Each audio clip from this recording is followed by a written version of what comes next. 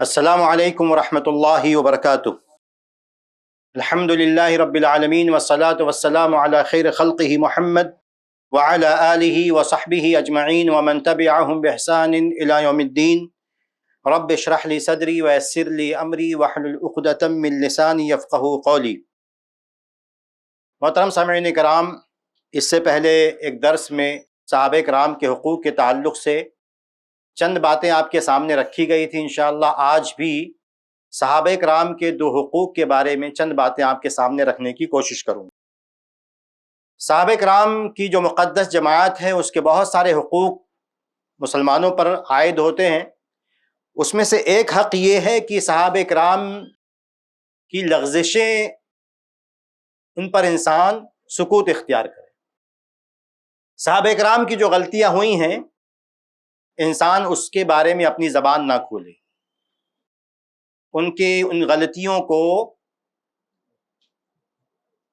موضوع سخن یا گفتگو کا موضوع نہ بنائے۔ ایک بات تو اس میں یہ ہے کہ عام طور پر ہمیں کسی مسلمان کے بارے میں حسن ظن کی تعلیم ہے کہ ہم بہترین گمان رکھیں کسی بھی مسلمان کے بارے میں، اور بظاہر جو چیز ہمیں غلطی لگتی ہے اس میں اگر کوئی صحیح معنی رکھا جا سکتا ہے، اس کو کسی صحیح معنی پر محمول کیا جا سکتا ہے تو انسان اس کی کوشش کرے کہ شاید میری آنکھوں نے غلطی کی۔ عام مسلمان ہم نے کچھ دیکھا، آدمی ذہن میں رکھے کہ نیک آدمی ہے، اگر میں نے کوئی غلطی دیکھی تو انسان سوچے شاید میری آنکھوں نے خطا کی ہے، شاید سمجھنے میں غلطی ہو گئی ہے، معاملہ جس طرح تھا اس طرح پوری طرح روایت نہیں کیا گیا ہے، اس کے کچھ پہلو چھوٹ گئے ہیں، کچھ بھی بات ہو سکتی ہے۔ اور اس میں دوسری اہم بات یہ ہے جس میں بہت ساری چھوٹی چھوٹی باتیں آئیں گی۔ ہم مانتے ہیں کہ ٹھیک ہے صحابہ کرام انسان ہیں، وہ انبیاء نہیں ہیں، معصوم عن الخطا نہیں ہیں، ان سے لغزشوں کا امکان ہے، لیکن ان کی غلطیاں اللہ تعالیٰ نے معاف کر دی ہیں۔ کیسے معاف کی ہیں وہ چند باتیں میں آپ کے سامنے رکھنا چاہتا ہوں۔ پہلی بات یہ، صحابہ کرام جب کوئی غلطی کرتے تھے تو وہ توبہ کر لیتے تھے۔ بہت ساری مثالیں ہیں، مثالوں کا وقت نہیں ہے، لیکن آپ جانتے واقعات ایسی توبہ کہ نبی نے فرمایا کہ اگر مدینہ کے 50 لوگ وہ توبہ کریں تو ایک صحابی کی توبہ غلطی کے بعد ان کے برابر ہو جائے گی۔ تو صحابہ کرام کے یہاں یہ بات تھی کہ فوراً توبہ کرتے تھے، اور نبی نے فرمایا کہ التوبۃ تجب ما کان قبلہا، کہ توبہ جو ہے اس سے پہلے کی غلطی کو مٹا دیتی ہے۔ اسی طرح نبی کی حدیث تائب من الذنب کمن لا ذنب لہ، کہ گناہ سے توبہ کرنے والا، سچی توبہ کرنے والا ایسا ہو جاتا ہے گویا کہ اس نے گناہ کیا ہی نہیں ہے۔ تو ایک بات یہ کہ صحابہ کرام سے کوئی غلطی ہے تو توبہ کی ہے۔ دوسری بات یہ کہ صحابہ کرام کی نیکیاں بہت زیادہ ہیں، نیکیوں کا سمندر ان کے پاس ہے، اس سمندر میں کوئی ایک سوئی جیسی غلطی ہو گئی ہے، ایک تنکے جیسی۔ عبادات، ان کے اخلاق، ان کا ایمان، ان کا علم، ان کی دعوت، ان کی قربانیاں، وہ تمام چیزیں اس بحر بے قرار جسے کہتے ہیں نیکیوں کا موجیں مارتا ہوا سمندر، غلطیاں تنکوں کی طرح ہیں۔ اور اللہ تعالیٰ نے فرمایا قرآن کریم میں کہ ان الحسنات یذہبن السیئات، کہ نیکیاں غلطیوں کو مٹا دیتی ہیں۔ تو ان کی غلطیاں مٹ چکی ہیں۔ تیسری بات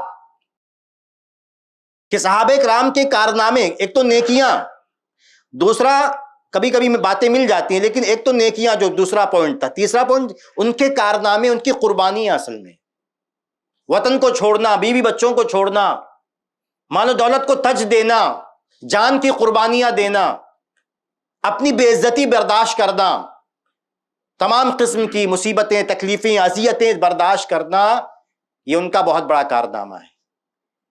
اسی لیے بطور نمونہ ایک چیز مشہور واقعہ آپ جانتے ہیں، ایک صحابی سے غلطی ہو گئی تو دوسرے صحابی نے کہا کہ اللہ کے رسول، میں ان کو جان سے ختم کر دیتا ہوں، اتنی بڑی غلطی، غداری انہوں نے کی ہے۔ لیکن نبی اکرم صلی اللہ علیہ وسلم نے کیا فرمایا؟ صحیح بخاری صحیح مسلم کی مشہور حدیث ہے کہ وما يدريك لعل الله اطلع على اهل بدر فقال اعملوا ما شئتم قد غفرت لكم. یہ کتنی بڑی بات نبی نے کہی ہے کہ تمہیں نہیں پتا، اللہ تعالیٰ نے اہل بدر کو دیکھا اور ان سے کہا اعملوا ما شئتم، جو چاہو کرو، قد غفرت لکم، میں نے تم کو معاف کر دیا، معافی کا پروانہ مل چکا، جو چاہو کرو، اللہ تعالیٰ کہہ رہا ہے اہل بدر سے. تو یہ ان کے کارنامے، یہ ان کی فضیلتیں، یہ ان کی قربانیوں کے بدلے میں اللہ تعالیٰ نے کہا اعملوا ما شئتم قد غفرت لکم، جو چاہو کرو، میں نے تمہیں معاف کر دیا. اب جن صحابہ کرام کے بارے میں یہ کہہ دیا گیا کہ جو چاہو کرو میں نے معاف کر دیا، تو بچا کیا؟ گناہوں میں سے بچا کیا؟ غلطیوں میں سے بچا کیا؟ کچھ نہیں. تیسری بات یہ تھی. چوتھی بات یہ ان کے گناہوں کے تعلق سے کہ ہم جانتے ہیں کہ نبی کی شفاعت اہل ایمان کو ملے گی، اور نبی کی شفاعت، اس کے بعد انبیاء کرام کی شفاعت، اہل ایمان کی شفاعت کے سب سے زیادہ حقدار، اولین حقدار صحابہ کرام. اگر کسی کو شفاعت ملے گی تو صحابہ کرام کو ملے گی. تو یہ بھی ایک ذریعہ ہوا کہ جس کے ذریعے سے صحابہ کرام کے گناہ مٹا دیے جائیں گے. پانچویں بات جو علماء کرام نے ذکر کی ہے کہ صحابہ کرام نے اللہ کی راہ میں مصیبتیں برداشت کی ہیں، بیماریاں، مصیبتیں، تکلیفیں، جو کچھ. اور آپ جانتے ہیں کہ مصیبتیں انسان کے گناہوں کو جھاڑ دیتی ہیں، ختم کر دیتی ہیں. ایک مومن کو کانٹا بھی چبھتا ہے تو اس کے گناہ معاف ہوتے ہیں، اس کے درجات بلند ہوتے ہیں. صحابہ کرام کو تو کانٹے نہیں، تلواریں چبھی ہیں. ایک ایک صحابی کے جسم پر 70 80 زخم پائے گئے ہیں. ایک کانٹا چبھنے پر اگر گناہ معاف ہو سکتے تو 70 دھاردار چیزوں کا زخم کیا وہ گناہوں کو معاف کرنے کے لیے کافی نہیں ہے؟ تو یہ صحابہ کرام کے کارنامے. اسی لیے ایک بات یہ کنکلوڈ کرتا ہوں اس نقطے کو کہ صحابہ کرام کی غلطیوں، لغزشوں، گناہوں کے بارے میں بات نہیں کرنی چاہیے. ہاں کوئی ٹھیک ہے، کبھی کسی عالم کی مجلس میں کوئی علمی بات، استدلال آ گیا، ضمناً ذکر کیا جائے، لیکن اس کو موضوع بحث نہیں بنانا چاہیے، اس کو تختہ مشق نہیں بنانا چاہیے. یہ اہل سنت والجماعت کے اصولوں میں سے ایک بات تو یہ. دوسری بات کہ صحابہ کرام کے جو آپس کے اختلاف ہوئے ہیں ان کے بارے میں ہمیں چپی سادھنی چاہیے، کچھ نہیں بات کرنی ہے. یہ اہل سنت والجماعت کا اصول ہے، ان کے عقیدے اور منہج کا حصہ ہے. یہ اللہ کے رسول کی صحیح حدیث ہے، آپ نے فرمایا اذا ذکر اصحابی فامسکوا، کہ اگر میرے صحابہ کرام کا کہیں ان کی غلطیوں کا، ان کے اختلافات کا تذکرہ کیا جائے تو اپنی زبان کو لگام دے دو، خاموش ہو جاؤ. ایک اثر ہے، صحیح اثر، جسے ابن عبد البر نے اپنی کتاب جامع بیان العلم میں ذکر کیا ہے. عمر بن عبدالعزیز رحمہ اللہ سے نقل ہے، کہتے ہیں کہ ان سے اہل صفین کی جنگ کے بارے میں پوچھا گیا. صفین کے مقام پر جو جنگ ہوئی، علی رضی اللہ تعالی عنہ، معاویہ رضی اللہ تعالی عنہ اور ان کے گروہ میں، ان کے بارے میں آپ کیا کہتے ہیں؟ تو عمر بن عبدالعزیز رحمہ اللہ نے فرمایا کہ اللہ تعالیٰ نے میرے ہاتھ کو اس جنگ سے دور رکھا، میں اس جنگ میں شریک نہیں رہا، میرے زمانے میں نہیں ہوئی، اللہ تعالیٰ نے بچا لیا، محفوظ رکھا، اس لیے میں اپنی زبان کو آلودہ نہیں کروں گا. جب ہاتھ آلودہ نہیں ہوا، اللہ تعالیٰ نے محفوظ رکھا، میں بعد میں آنے والا شخص ہوں، میں اس جنگ میں شریک نہیں ہوا، تو میں بعد میں آ کے اپنی زبان کو اس میں شریک کیوں کروں، میں گناہ کیوں لوں؟ تو یہ کئی علماء کرام سے اس زمانے کے ائمہ سے یہ چیز منقول ہے کہ انہوں نے اس طرح کے جملے کہے کہ اللہ تعالیٰ نے ہمارے ہاتھ کو محفوظ رکھا ہے، ہمیں شرکت سے محفوظ رکھا، تو ہم اپنی زبان کو آلودہ نہیں کرنا چاہیں گے. ایک بات تو یہ ہے. دوسری بات کیا ہے اس مسئلے میں کہ مشاجرات صحابہ کرام کے جو آپس کی جنگیں ہیں یا جو بھی ان کے آپس کی باتیں ہوئی ہیں، اس میں جو روایتیں منقول ہیں ان کی اکثریت جھوٹ ہے، کذب پر مبنی ہے، اور کچھ صحیح روایتیں تو اس میں بھی اضافہ کر دیا گیا ہے. بہت معمولی ایسی روایتیں، صحیح روایتیں ہیں جو ان جنگوں کے بارے میں صحیح طور پر صحیح سند کے ساتھ منقول ہے. اس لیے تیسری بات اس میں یہ نکل کے آئے گی، اسی لیے صحیح معاملے کا فیصلہ کرنا مشکل ہے، جزئیات نہیں آئی ہیں ہر چیز کی، کبھی کبھی تفصیلات سے اثر پڑتا ہے کہ کیسے واقعہ پیش ہوا، کیوں پیش آیا، کس نے کیا کہا، کس کی بات نے کس کو ناراض کیا، یہ تمام باتیں چونکہ کسی بھی واقعے میں پوری طرح صحیح سند کے ساتھ منقول ہو کے نہیں آتی، اس لیے کسی انسان کے لیے فیصلہ کرنا، کسی بھی مورخ کے لیے، کسی بھی آنے والے تجزیہ کار کے لیے فیصلہ کرنا آسان نہیں ہوگا۔ اس لیے سلامتی کا راستہ کیا ہے کہ انسان خاموش بیٹھے، یہ تیسری بات تھی۔ چوتھی بات یہ ہے جو اہم ہے شاید، کہ صحابہ کرام کے آپس میں جو باتیں ہوئی ہیں ان پر آج بات کرنے سے کوئی فائدہ نہیں۔ اللہ تعالیٰ قیامت کے دن ہم سے نہیں پوچھے گا، قبر میں نہیں پوچھا جائے گا کہ صحابہ کرام کے آپس میں جو باتیں ہیں اس میں کون حق پر تھا، کون باطل پر تھا، کس سے غلطی ہوئی، تمہاری رائے کیا ہے، نہیں پوچھا جائے گا تم سے۔ کسی مسلمان سے نہ تو قبر میں پوچھا جائے گا نہ حشر کے میدان میں پوچھا جائے گا کہ صحابہ کرام کے بارے میں تمہاری رائے کیا ہے، کسی سے ایسا کوئی سوال نہیں ہوگا۔ اس کا کوئی فائدہ، آج جو لوگ اس مسئلے کو ابھارتے ہیں ہمیں ان کی نیتوں پر شک ہے کہ وہ مسلمانوں میں انتشار پیدا کرنا چاہتے ہیں، وہ صحابہ کرام کے ثقافت کو مجروح کرنا چاہتے ہیں۔ تفصیل کا وقت نہیں ہے لیکن اشارہ بہت واضح ہے، علماء کرام تسلسل سے بات کہتے ہوئے آئے ہیں کہ جو صحابہ کرام پر اعتراض کرتا، صحابہ کرام پر اعتراض اس کا مقصود نہیں ہے، اس کا مقصود قرآن پہ اعتراض ہے، اس کا مقصود سنت پہ اعتراض ہے، اس کا مقصود نبی پر اعتراض ہے،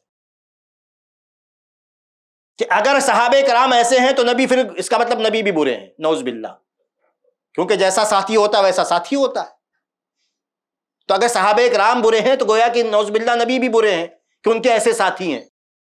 پھر قرآن کی ثقافت کہ صحابہ، قرآن کو نقل کس نے کیا؟ صحابہ کرام کو۔ سنتوں کو نقل کس نے کیا؟ سنتیں ہم تک کیسے پہنچی؟ صحابہ کرام کے ذریعے۔ اگر ہم صحابہ کرام کو مجروح کر دیں گے، وہ جھوٹے تھے، منافق تھے، مکار تھے، نعوذ باللہ جو بھی آپ کہیں، تو پھر قرآن بچا کہاں؟ قرآن پر یقین کیسے ہوگا؟ اعتماد کیسے ہوگا؟ حدیثوں پر اعتماد کیسے ہوگا؟ تو اس لیے اس بات کا اہل باطل ہی ذکر کرتے ہیں، ان کے دماغ میں، ان کے دل میں کوئی کھوٹ ہے، کوئی بری نیت ہے کہ صحابہ کرام کی ثقافت کو مجروح کیا جائے، دین کو مجروح کیا جائے، مسلمانوں میں انتشار پیدا کیا جائے۔ ایک آخری بات کہہ کے، سرسری بات ہو رہی ہے، ایک آخری بات کہہ کے بات ختم کرتے ہیں کہ پانچواں پوائنٹ اس میں یہ ہے کہ جو لوگ صحابہ کرام کے معاملات پر بات کرتے ہیں، ان کی غلطیوں کی بات کرتے ہیں، آپس کے مشاجرات کی بات کرتے ہیں، انہیں ڈرنا چاہیے کہیں وہ فتنے کا شکار نہ ہو جائے۔ فتنہ یہ ہے کہ انسان صحابہ کرام سے نفرت کرنے لگے، فتنہ ہے یہ، کیونکہ اس سے پہلے درس میں بات آ چکی ہے کہ نبی نے فرمایا کہ آیت الایمان حب الانصار و آیت النفاق بغض الانصار، کہ ایمان کی دلیل کیا ہے؟ انصار صحابہ کرام سے محبت، اور نفاق کی دلیل کیا ہے؟ صحابہ کرام سے انصار سے، اس کے بعد تمام صحابہ کرام اس میں آ جاتے ہیں۔ نفاق کی دلیل کیا ہے؟ صحابہ کرام سے بغض، کینہ۔ تو جس دل میں کسی صحابی کے بارے میں کینہ پیدا ہو گیا، اس میں نفاق پیدا ہو گیا، اس سے بڑا فتنہ کیا ہو سکتا ہے؟ ڈر اس بات کا کہ ایسا انسان دھیرے دھیرے قرآن سے نفرت کرنے لگے، شریعت سے نفرت، سنتوں سے نفرت کرنے لگے، اور اسلام سے نفرت کرنے لگے، اور اسلام ہی سے برگشتہ ہو جائے۔ اس لیے یہ صحابہ کرام کے بارے میں جب بھی بات کی جائے، احترام کے ساتھ، عزت کے ساتھ، محبت کے ساتھ، تاکہ ہمارا ایمان سلامت رہے، ہم کسی فتنے کا شکار نہ ہو جائیں، اور بہت واضح انداز میں ذہن میں بات رہے کہ صحابہ کرام کے جو آپس کے معاملات تھے وہ تاریخ کا ایک حصہ جو ختم ہو گیا، اس کے بارے میں قیامت کے دن ہم سے سوال نہیں ہوگا، اور نہ ان چیزوں کا تذکرہ چھیڑنے سے آج کوئی فائدہ ہے۔ اللہ تعالیٰ سے دعا ہے کہ اللہ تعالیٰ ہمیں موت دے صحابہ کرام کی محبت پر، ہماری موت آئے تو اس حالت میں آئے کہ ہم ابو بکر سے، عمر سے، عثمان سے، علی سے، طلحہ سے، زبیر سے، عائشہ سے، فاطمہ سے، تمام صحابہ کرام سے محبت کرنے والے ہیں، اسی بات پر ہماری موت آئے۔ آمین۔ والسلام علیکم ورحمۃ اللہ وبرکاتہ۔ ایسے ہی فائدہ مند اسلامک ویڈیوز دیکھنے اور منہج سلف پر کتاب و سنت کی تعلیمات کو عام کرنے میں ہمارا تعاون کریں، تاکہ آپ کے لیے ذریعہ نجات، جنت کے حصول کا سبب، ساتھ ہی مال میں برکت و اضافے کا ذریعہ بھی بنے۔ آمین۔ جزاک اللہ خیرن۔